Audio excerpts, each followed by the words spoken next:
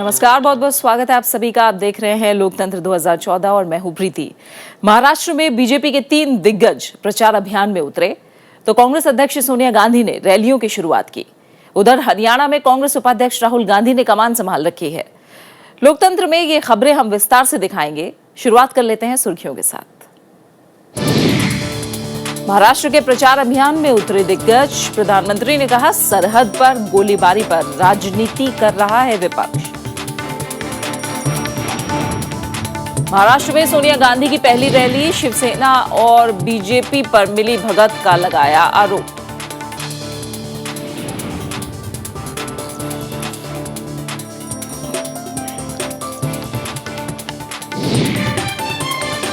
हरियाणा में कांग्रेस उपाध्यक्ष राहुल गांधी की रैली। केंद्र सरकार पर गरीबों की अनदेखी का आरोप।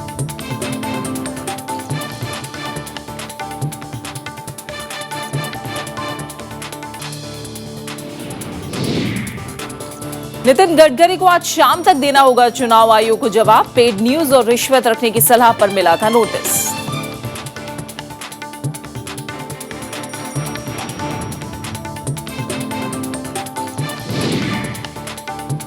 जम्मू कश्मीर में पीडीपी जल्द चुनाव के पक्ष में। नेशनल कॉन्फ्रेंस ने कहा, रुक कर हो चुनाव।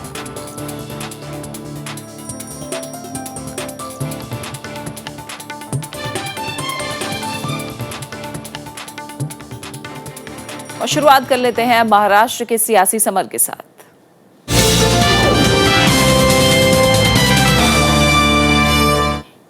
विवादित बयान देकर फंसे केंद्रीय सड़क परिवहन मंत्री नितिन गडकरी से चुनाव आयोग ने आज शाम 5 बजे तक नोटिस का जवाब मांगा है। इससे पहले उन्हें बुधवार तक की समय सीमा दी गई थी, लेकिन गडकरी ने चुनाव प्रचार में व्यस्तता का हवाला देकर जवाब देने में असमर्थता जाहिर की थी। गौरतलब है कि नितिन गडकरी ने महाराष्ट्र के लातूर जिले में एक जनसभा को संबोधित करते हुए कहा था कि चुनाव के दौरान दूसरी पार्टियों के लोग उन्हें जो कुछ भी उपलब्ध करवाएं वो रख लें, लेकिन वोट उन्हीं की पार्टी को दें। चुनाव आयोग ने गडकरी के भाषण का संज्ञान लेते हुए आचार संहिता के उल्लंघन में उन्हें नोटिस जारी किया था।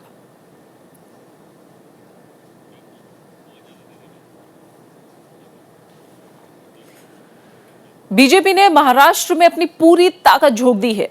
कल प्रधानमंत्री नरेंद्र मोदी, गृह मंत्री राजनाथ सिंह और पार्टी अध्यक्ष अमित शाह ने महाराष्ट्र में कई रैलियां की। तीनों ने राज्य की कांग्रेस सरकार की आलोचना की और केंद्र सरकार के कामकाज को बेहतर बताया। महाराष्ट्र के चुनाव प्रचार में बीजेपी के दिग्गज उतरे हुए हैं। गुरुवार को 3 बड़े नेताओं ने एक ही दिन में कई जगहों पर जनसभाओं को संबोधित किया। प्रधानमंत्री नरेंद्र मोदी अहमदनगर के राहुरी और बारामती में लोगों से मुखातिब हुए। उन्होंने कहा कि सरहद पर भारतीय सेना पाकिस्तान को मुंहतोड़ जवाब दे रही है और इस मुद्दे पर राजनीति गैर वाजिब है। अब पुरानी आदत काम नहीं आएगी। बहादुर जवानों ने सही जवाब दे दिया है भाइयों बहनों, और इसलिए ऐसे विषयों को राजनीति के तराजू पर मत लाया करिए। दूसरी ओर गृह मंत्री राजनाथ सिंह ने भी सोलापुर और सांगली में रैलियां की। उन्होंने किसानों की समस्याएं उठाते हुए शिवसेना से गठबंधन का भी जिक्र किया।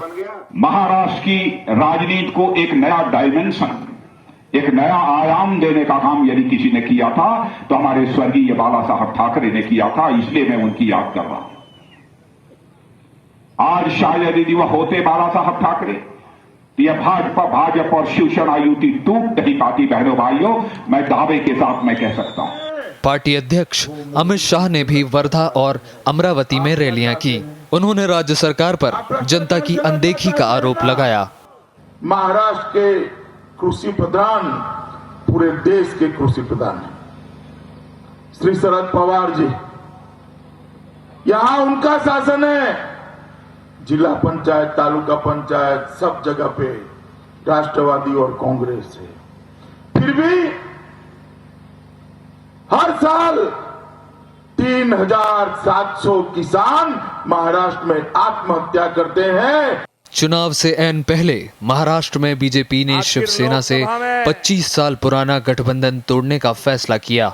बीजेपी को शिवसेना के अलावा कांग्रेस, एनसीपी और एमएनएस से भी कड़ी टक्कर मिल रही है। Bureau report, Rajya Sabha TV. और अगर बात कांग्रेस के प्रचार की करें तो महाराष्ट्र में गुरुवार को कांग्रेस अध्यक्ष सोनिया गांधी ने अपनी पहली चुनावी रैली की।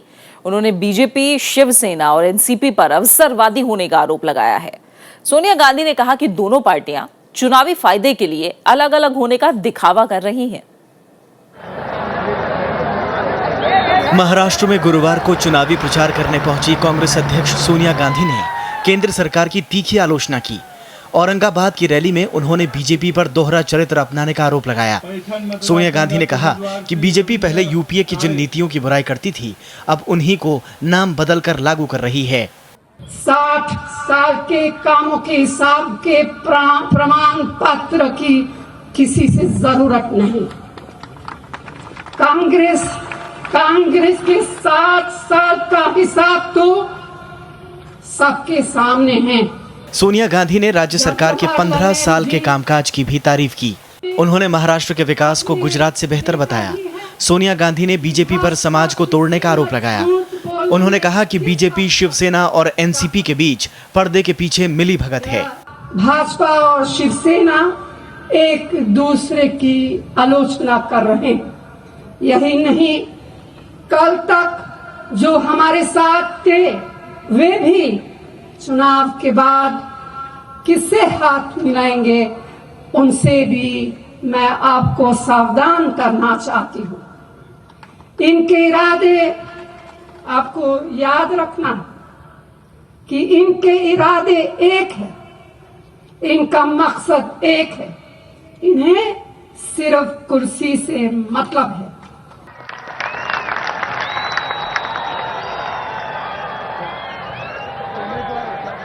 इस मौके पर महाराष्ट्र के पूर्व मुख्यमंत्री पृथ्वीराज चव्हाण, महाराष्ट्र प्रदेश कांग्रेस अध्यक्ष माणिकराव ठाकरे, अशोक चव्हाण समेत कई पार्टी नेता मौजूद थे। Bureau report, Rajya Sabha TV. Maharashtra के वाशिम में यूं तो विकास के नए सपने दिखाए जा रहे हैं, लेकिन बदहाल खेती और किसानों की समस्याएं बड़े चुनावी मुद्दे हैं। करीब 9 लाख वोटर वाले वाशिम जिले में बुनियादी सुविधाओं की कमी है और राजनीतिक अनदेखी से लोग बेहद नाराज हैं।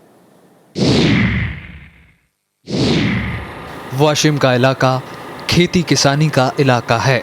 दूर दूर तक खेत और किसान नजर आते हैं, लेकिन चेहरे पर मुस्कान की बजाय दर्द है। कर्ज लेकर फसल बोई थी, लेकिन पानी न मिलने से सूख गई। जमीन पत्थर बन चुकी है और अब खेतों में खरपतवार उगी हैं।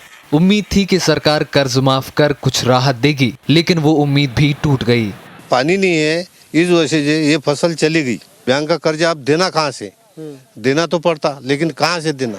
वाशिम में आप खेतों से निकलकर जब सड़कों पर पहुंचेंगे तो हालात में कोई खास फर्क नहीं दिखेगा। सड़कें खस्ता हाल हैं, कई इलाकों में पीने का पानी नहीं है। प्यास बुझाने के लिए लोगों को काफी दूर तक जाना पड़ता है। ऐसे में विकास की बातें लोगों को बेमानी नजर आती हैं। बेसिक नीड्स है हमारी, वो कंप्लीट की जाए।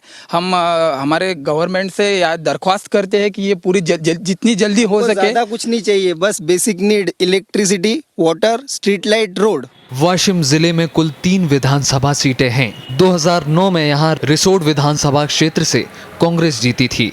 वाशिम में बीजेपी और कारंज में एनसीपी को जीत हासिल हुई थी। पिछले लोकसभा चुनावों में जिले में करीब 56% मतदान हुआ। चुनाव आयोग इस बार मतदान प्रतिशत बढ़ाने के लिए खास कोशिशें कर रहा है। अगर आप अवेयरनेस को देखोगे तो इस बार बहुत ही अच्छे पैमाने पे अवेयरनेस हो गया है और एक उम्मीद की जा सकती है कि ये जो वोटिंग का प्रमाण जो है वो काफ़ी हद तक बढ़ जाएगा। लोगों में मतदान को लेकर उत्साह तो है, लेकिन विकास को लेकर दलों की अनदेखी के पिछले अनुभव उन्हें डराते हैं। वाशिम में किसानों की मुश्किलें हों या सड़क, बिजली, पानी जैसी समस्याएं, ये शहर लगभग विकास से अछूता ही रहा है। ऐसे में यहाँ राजनीतिक दल फिर नए दावों और वादों के साथ मैदान में उतरे हैं। कैमरामैन मनोज के साथ नवविक्रम सिंह, राज्यसभा टीवी, वाशिम। और महाराष्ट्र के सियासी समय से जुड़ी खबरें जारी हैं। फिलहाल हम एक छोटा सा ब्रेक ले रहे हैं।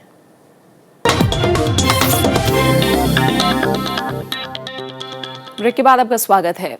गुजरात की मुख्यमंत्री आनंदीबेन पटेल महाराष्ट्र में चुनाव प्रचार करेंगी। वो मुंबई और उसके आसपास की सीटों पर रैलियां करेंगी। 11 और 12 तारीख को होने वाली इन रैलियों में आनंदीबेन गुजरात के विकास को प्रचारित करेंगी। पिछले दिनों प्रधानमंत्री के बयान के बाद विपक्षी दलों ने कहा था कि महाराष्ट्र पहले से ही गुजरात से ज्यादा विकसित है। माना जा रहा है कि आनंदीबेन अपनी रैलियों में गुजरात की उस तस्वीर को पेश करेंगी जिनमें वो महाराष्ट्र से बेहतर है।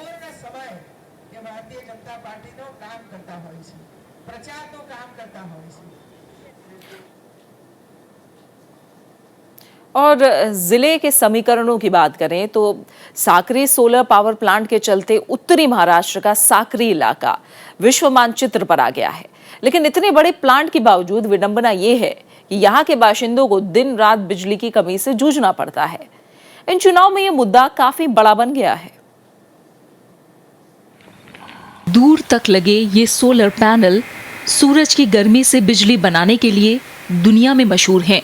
लेकिन बिजली की कमी से साकरी के बाशिंदे आज भी गर्मी की मार झेलने को मजबूर हैं।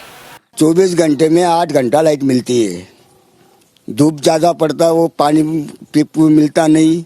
साकरी सौर ऊर्जा पावर प्लांट को बनाया गया था 150 मेगावाट ऊर्जा उत्पादन के लिए, लेकिन ये प्लांट अपनी पूरी क्षमता नहीं पा पाया क्योंकि कहीं ना कहीं कानूनी पचड़े बीच में आ गए। आप देख सकते हैं कि जिस जगह साकरी सोलर प्लांट लगाया गया है वहां पर बाड़मेर, राजस्थान का जो बाड़मेर है, उसकी तरह ही धूप मिलती है। ये प्लांट 460 हेक्टेयर के क्षेत्र में फैला है और 125 मेगावाट बिजली पैदा करता है। इस प्लांट के चलते साकरी औद्योगिक नक्शे पर आ गया। साथ ही कई लोग भी यहाँ आए। किसानों को उम्मीद थी कि उनके लिए सिंचाई की बेहतर व्यवस्था का इंतजाम होगा, लेकिन उन्हें निराशा हाथ लगी। 2009 में कांग्रेस ने ये सीट जीती थी, लेकिन इस बार पार्टी ने उम्मीदवार बदल दिया है। हमारा यहाँ सौर ऊर्जा का जो 2200 करोड़ का एशिया खंड का जो बहुत बड़ा प्रकल्प है, इस प्रकल्प के भी नेशनल ग्रिड को जाती है, तो हम पहले इस तालुके की ये पूरे होके नेशनल ग्रिड को बची हुई भी भेजना चाहिए। इससे हम ये करेंगे। बीजेपी का सरकार आएगा तभी ये सब बदलाव हो जाएगा, बिजली की समस्या पूरी दूर हो जाएगी। मेरे असेंबली सेगमेंट में 75 मेगावाट की ज़रूरत होती है और वो 50 मेगावाट अब अवेलेबल होता है। तो 50 मेगावाट कैसा सफिशिएंट है वो मैं करके बताने वाला हूँ। साकरी में पावर प्लांट है और पावर की जरूरत तो सभी को है। किसी न किसी पार्टी को तो पावर मिल जाएगी, लेकिन साकरी के घरों में पावर कब आएगी ये देखने वाली बात होगी। कृति मिश्रा, साकरी, राज्यसभा टीवी। महाराष्ट्र का बीड जिला प्रदेश के सबसे ज्यादा पिछड़े इलाकों में से एक है। इस इलाके में विकास के दीपक की रोशनी बहुत ही हल्की है। पानी की किल्लत से जूझ रहे इस इलाके में जातीय समीकरण की राजनीति हावी है। आइए देखते हैं बीड के चुनावी मुद्दे और सियासी समीकरण।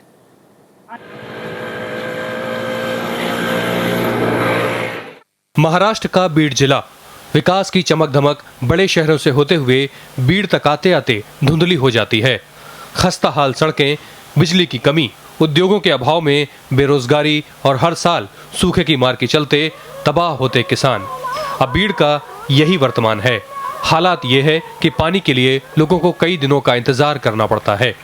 सबसे पहली दिक्कत तो यहाँ रोड नहीं है। अगर अपने को 1-2 किलोमीटर भी जाना है तो उसके लिए आधा घंटा चल जाता है। यूथ के लिए यहाँ पे कुछ भी इंडस्ट्रियल चाहिए, राजकारणी लोगों के लिए, जो यूथ को पढ़ने के बाद कुछ भी रोजगार मिले। बीड जिला हमेशा से महाराष्ट्र की सियासत का प्रमुख केंद्र रहा है। बीजेपी के दिग्गज नेता स्वर्गीय गोपीनाथ मुंडे की राजनीति का केंद्र बीड रहा है। बीजेपी, शिवसेना और कांग्रेस यहाँ कमजोर हैं, जबकि विधानसभा चुनाव में एनसीपी बेहतर प्रदर्शन करती आई है। करीब 25,85,000 की आबादी वाले बीड में कुल 6 विधानसभा सीटें हैं। केज, गेवरी, मालेगांव, अष्टी, बीड और परली।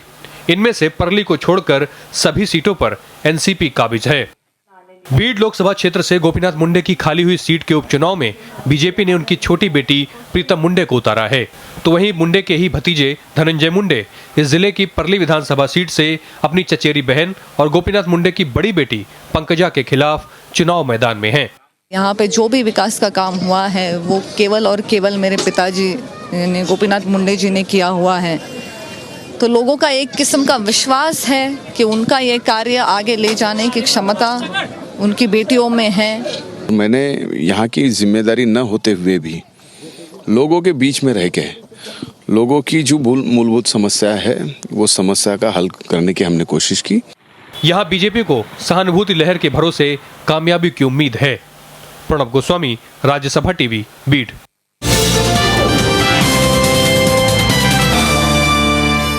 आप बने रहे हमारे साथ। लौट रहे हैं एक छोटे से ब्रेक के बाद, और ब्रेक के उस पार रुख करेंगे हरियाणा का।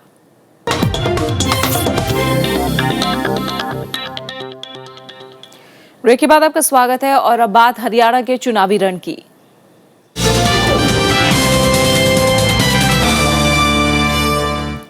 कांग्रेस ने रॉबर्ट वाड्रा के जमीन सौदे के बारे में चुनाव आयोग के फैसले के बाद प्रधानमंत्री नरेंद्र मोदी से माफी मांगने की मांग की है। कांग्रेस का मानना है कि वाड्रा के जमीन सौदे को लेकर हरियाणा सरकार ने आदर्श चुनाव आचार संहिता का कोई उल्लंघन नहीं किया है। कांग्रेस प्रवक्ता राशिद अलवी ने कहा कि प्रधानमंत्री का इस संबंध में दिया गया बयान बहुत ही गैर जिम्मेदाराना था। जब एक फैसला आ चुका है, उसके बाद अगर थोड़ी भी नैतिकता भारतीय जनता पार्टी के पास है तो बेबुनियाद इल्जाम नहीं लगाने चाहिए। महाराष्ट्र में प्रचार अभियान की शुरुआत करने के बाद राहुल गांधी ने गुरुवार को हरियाणा में चुनावी रैलियां की। अपने भाषणों में उन्होंने केंद्र सरकार की तीखी आलोचना करते हुए उसे गरीब विरोधी बताया।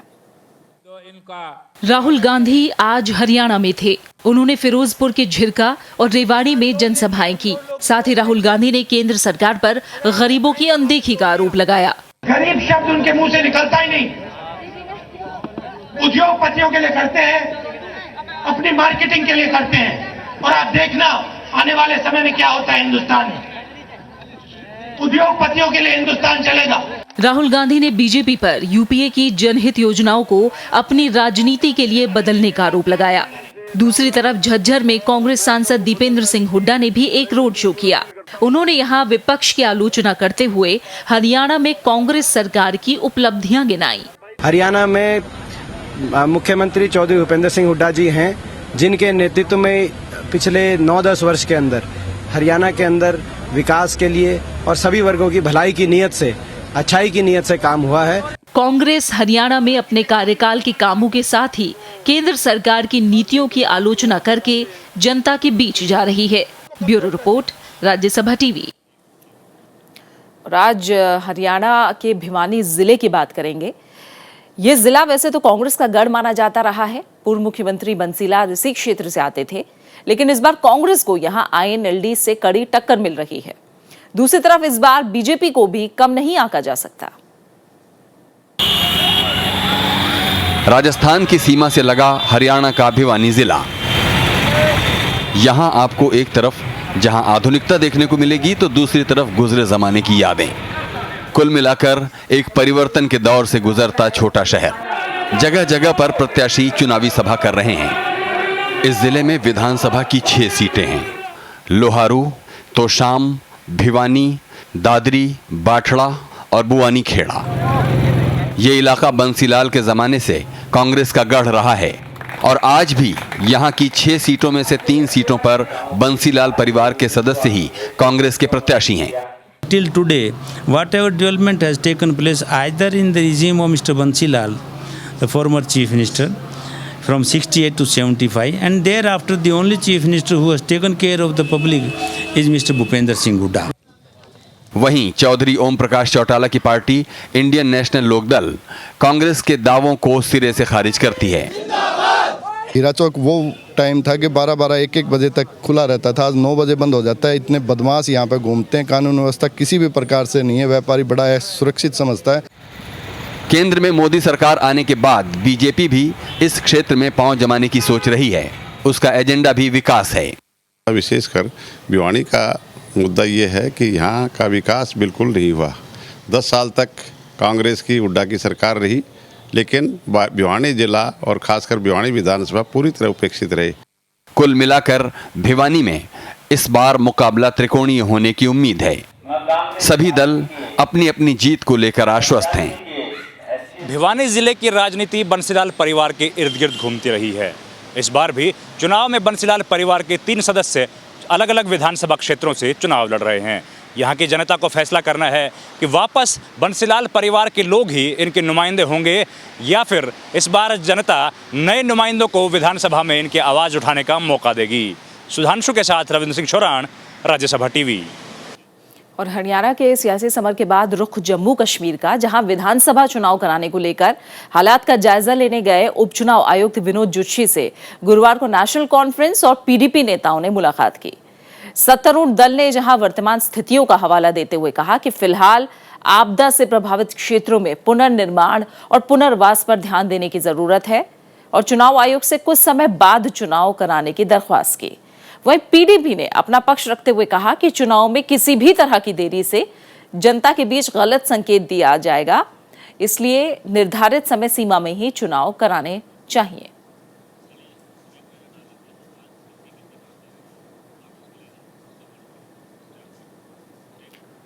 तो आज चुनाव प्रचार के दौरान कौन कौन से दिग्गज उतरेंगे मैदान में, आपको बता दें प्रधानमंत्री नरेंद्र मोदी आज महाराष्ट्र में 3 रैलियों को संबोधित करेंगे। वो ब्रह्मपुरी, धमनगांव और हिंगोली में आज जनसभाओं को संबोधित करेंगे। वहीं राहुल गांधी महाराष्ट्र के नासिक जिले के राजीव नगर और सासवाड़ में आज रैलियां करते नजर आएंगे। इसके अलावा बहुजन समाज पार्टी सुप्रीमो मायावती भंडारा और नागपुर में जनसभाओं को संबोधित करेंगी। और इसी के साथ महाराष्ट्र और हरियाणा विधानसभा चुनाव से जुड़ी अहम खबरों में फिलहाल इतना ही। नमस्कार।